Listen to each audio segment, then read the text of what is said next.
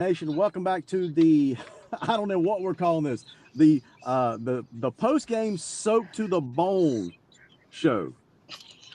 Yes. Yeah, man. So we'll create some small talk while we wait for the audience because we just went live tonight. We didn't do a countdown or anything like that. So guys, it was crazy tonight. Crazy tonight. Final score: our Vikings win this 35-14. And so, what's your initial thoughts on this thing? It was a wet, somewhat sloppy game at times. I think it was definitely chippy, and you had some personal fouls being called on both sides, and but Lions was Yeah. able to regroup after a disastrous second quarter, and pull out the victory, 35-14. So I can't really call Yeah. it, but I got no Yeah. So, words for the second quarter. That was just sloppy. Chase, let me ask you something. So we start out the game. We it was kind of we won the coin toss and we elect to receive the ball. And normally teams nowadays will defer to the second half, but we had so much confidence in our offense, and rightfully so. We started out on fire, guys. Jumped on top to an early 14-0 lead in the first quarter. Chase, what did you like about these Vikings the way they started the game? Man, they started the game on fire. Play calling was really good. I think if I had to guess at the thought process for electing to receive and then kick off, the weather was wet, but it wasn't super wet until almost the end of the first quarter, and then it really started to get extremely wet. So I think their thought process tonight was, let's get the ball, let's score early, so that when it does get sloppy, we've got that one already put away, and just jumped out on top. And I really think Camden had some mental errors early on that the Viking offense was able to realize. Uh, just great offensive work in the first half, great play calling. They ran the ball super well in the first quarter, using Jace and Mason Woods and Braylon Neal.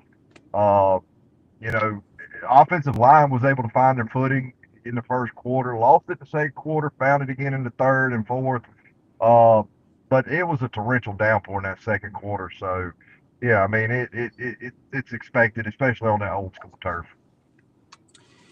Yeah, it really was, guys. And then Camden did something unexpected, and they started throwing the ball into that win and started having some success on us. Made it a very very close game. Going into halftime, Armand, it was 21-14. But what did you like about that adjustment in the Lounge game plan going into the second half?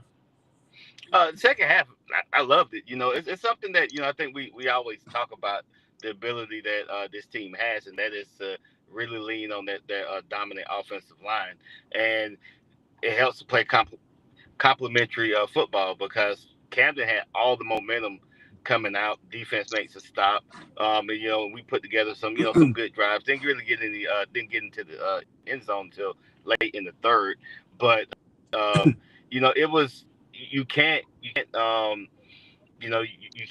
really knock them as just the conditions, and you still find a way to win by 21. So, you know, ultimately, way to regroup, way to respond, and way to to keep playing. The brand of football that Lions wants to play. Yeah, what I noticed, guys, the difference between that second quarter and early in the second half was, our offensive line seemed to be getting pushed around in the second quarter, allowing Camden to slow down our offensive momentum. But it just seemed like I don't know what was said during halftime or the adjustments made or whatever. But our guys came out with a renewed enthusiasm, that offensive line, and we showed. I think we ran like a 12, 15 yard drive. I mean, 15 play drive or something like that. And every single play, with the exception of one short screen pass, was on the ground. And it seemed like our offensive line just made it just imposed their will on that Camden front seven early in the second half and just took over that game. Is that what you guys saw? Yeah, Yeah, absolutely. like for like me and Chase, we were sitting on the sideline. He's like, what do you think is gonna happen? I said, I think we're gonna get the ball back. We're gonna take about 6, 7 minutes off the clock and score a touchdown, and that's what we did. And Mason Wood scores that last touchdown, and he puts the put him the time put him to bed. He flashes that celebration, and like you can't that listen, Mason Woods, um, really proved his worth today. He's what 5'9", 5'10", 180 pounds maybe, but he runs like he's 6 foot 250, and Oh my gosh, man, you are exactly right. he put this team on his back. And he must have got at least 30 carries. I don't know how many carries he got, but he he, he put in work tonight, and so shout out to Mason Woods for that awesome performance once again. Yeah. Hey, Chase, I want you to Hey, we got. elaborate Hey, I a got a. little bit on that, especially focus on one particular player. Guys, Mason Woods did a fantastic job running between the tackles in particular, but there was another kid that started to kind of, show his prowess in the run game, and that's number 15. I think is that Kayvon Thomas? Yes, sir. Yeah, that's Thomas. They used him a lot in a jet sweep motion, which I really like. Uh, because he's really a speedster. He can fly. Uh, and there was a couple of times that he tried to turn the corner and just lost his footing on the turf. Uh, which I mean, that just goes back to this being another wet, sloppy, very, very, very wet, sloppy field condition tonight. Very heavy setting rain. Um, you know, they did use a lot of motion in the second half, and I think that really wasn't what Camden was expecting because at times their linebacker core looked really confused. Um, and as far as like we talk about all the time, the IHOP twins and the 5 men in a moving truck. They really went to work in the second half. Um, and Mason the Rabbit Woods, that boy, man, that boy put on for Lowndes tonight. Yeah, exactly right. Armand, I really like the way our defensive guys came out in the second half, in particular. The second quarter it seemed like Camden they started exploiting something in our secondary. It looked like they spotted something, exploited it a couple times, but it seemed like we were able to shut that down in the second half. Especially, Camden was threatening to take some momentum back in the second quarter. They got all the way down the field, deep into our red zone, and then our guys bowed their necks. So talk about how good that defensive front seven is still continuing to come along. They still showed a little bit of areas that needed some improvement, but how impressed are you with these defensive guys that seem to start the year really really young, but now they're playing like a true veteran defense? Yeah, I'm gonna call a couple of names. One that you heard, Malik Redness, he's setting the edge. But Treadwell, number 24, had himself a Yeah. game. He had himself a game. Ant Martin coming through with a big sack. I know we're used to him hearing him getting the interceptions, but he had a big sack tonight. And then late, number one, I can't think of his name right now. His name slips me. Plays corner. Man, he showed that he has that elite speed to break up that touchdown late. So, like, this defense is just look. Are they going to make mistakes? Yeah, it seems like now one of the mistakes that we see. It seems like they every week there's a team that happens to slip one down the seam, straight down the middle of the field. But they adjust, and hopefully we can clean that up. But other than that, man, defense played good. They had those two drives. The one that really gave Camden a lot of momentum after the fumble. But other than that, man, they bowled down, they hunkered down, and the result was a 21-point victory. Yeah, you're talking about number one, Tylen Jennings. Yeah, yeah, that guy, man, he's fast. He's fast because that kid he was open, and he came out of nowhere to swat that one away.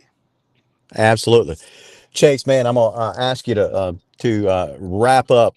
I'm gonna ask you to give this offensive group a grade. okay, on a scale of 1 to 10, are they hitting their peak potential or there's still room to grow? And that's a good thing at this stage because they're playing really, really good football. But where do you think this offensive unit stands right now on a scale of 1 to 10? If you force me to give them a grade tonight, I'd probably say about a 7.5. Their best game Okay. by far, not their worst game by far. But I will say this: the question going into this week by everybody across the state, all the media outlets, everything was, can this Lowndes Hydra offense, Yeah. can it can it travel, can it play on the road?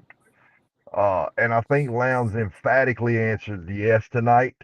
Um, and they did it in the worst possible conditions, Yeah. uh, on the road, and albeit not a very friendly environment, um, but kept their composure. Um, and really played well on the road in the worst possible conditions, man. I mean, the offensive line hunkered down, defense started playing gap assignment football. Um, Coach Carter had that defense, adjusted well in the second half. Yeah. Minus the one big chunk play right out the gate in the second half. That was about all. That was about all Camden had. Absolutely. Guys, let's talk about that weather for a second. It was brutal, that weather. But listen, we expect our players to play well in this weather, right? This is something you train for. But shout out to the cheerleaders who guys, we were talking to some cheerleaders down there. They just refused to put on the ponchos like, we are here to cheer on our team. We don't need those stinking ponchos. And hats off to them girls because I know they were miserable. Absolutely. Yeah, So not only yeah, the cheerleaders, the players, the band was playing their heart out, and shout out to the fans that roughed these conditions tonight. We had a pretty good crowd travel 2.5 hours in this weather, didn't we, guys? Yeah, yeah. better than I I thought. want to say Better than I thought we would have. it was 50-50. I Yeah, want we to say had we had almost as just many fans as they did.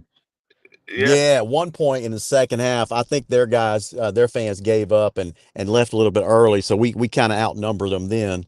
But listen, next week our guys get a well-deserved break.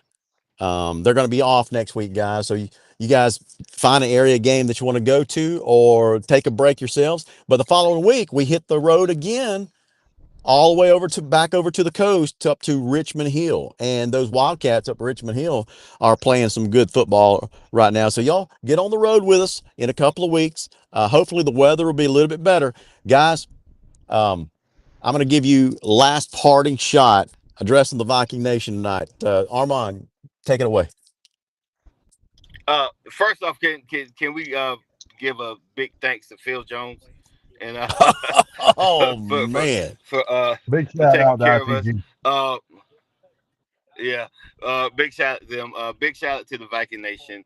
And listen, defense travels, running game travels, Yes. Viking Nation travels. We didn't get them by 50, but we got them by 21, and I'll take that every day. We'll take that every single day. All right, Chase, take us home, man. Don't forget to hit that like button, smash that subscribe button, and tune in every Thursday night to Viking Nation Live. Well, listen, you guys said it all for me, so I'm just gonna end it with this. God bless every single one of you. And as always, go Vikings. See you guys at home. Stay Go safe. Vikings.